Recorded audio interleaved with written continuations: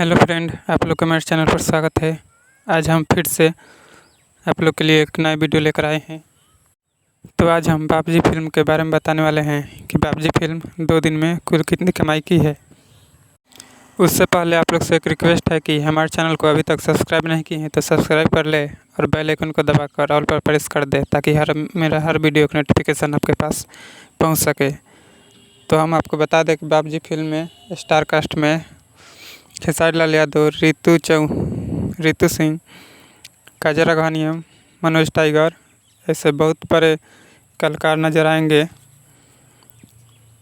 और बाबजी फिल्म 24 सितंबर को बिहार और झारखंड के सिनेमाघरों में लगा हुआ है, जिसको 28 सिनेमाघर मिला है। और ये बिहार और झारखंड के सिनेमाघर में बहुत ही धमाल मचा रहा है।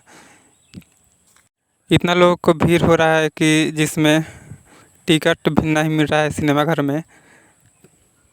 तो अभी तक आप लोग इस फिल्म को नहीं देखे हैं तो जाइए अपने नज़दीकी सिनेमाघरों में जाकर देखिए और ढेर सारा प्यार आशीर्वाद दीजिए। तो हम आपको बता दें कि बाबजी फिल्म का 2 दिन में कुल कितनी कमाई हुई है।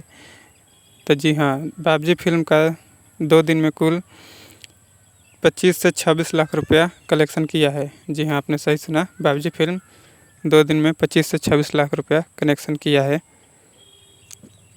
हमारे वीडियो को देखने के लिए धन्यवाद।